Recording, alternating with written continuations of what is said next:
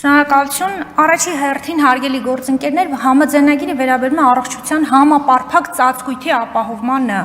Համապարփակ ծածկույթ դա նշանակում է, որ մեր յուրաքանչյուր քաղաքացին ցանկացած վայրում հասանելիություն կունենա բժշկական ծառայություններին։ Դա կլինի որակյալ ծառայություններ, դա կլինի ֆինանսապես մատչելի ծառայություններ եւ ամբողջ այս կոնցեպտի շուրջ է կառուցված համաձայնագիրը։ Եվ եթե ցուցանիշներին հետևեք, Պարոն Ավետիսյան, աշակերտներին եք դիմում, ուզում եմ նույն աշակերտներ, այդքան արդար չէր, ուզում եմ նույն աշակերտների տրամաբանությամբ ներկայացնել, աշակերտներն են մեր, որ ամեն օր տեսնում են, որ պոլիկլինիկա այցի ժամանակ, ինչպիսի իրավիճակը տարիներով չվերանորոգված, չհագեցած, ցածր աշխատավարձով աշխատող,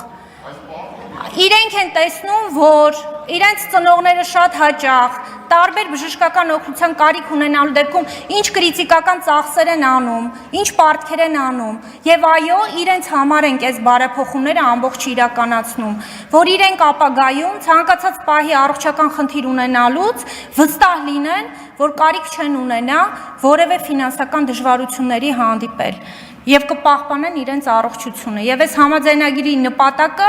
հենց առողջապահական նպատակ է ծովախոսուկի հարցին չեմ կարող անդրադառնալ դրա մասնագետը չեմ բայց միանշանակ կարող եմ ասել որ սա առողջապահական բարեփոխումներին նպատակաուղղված համաձայնագիր է եւ վարկային ծրագիր եւ ոչ թե մենք ստանալու ենք փող որ որևէ միջամտություն անենք այլ անելու ենք աշխատանքը ապացուցելու ենք որ այո բարձրացրել ենք այո մեր քաղաքացիներին ապահովել ենք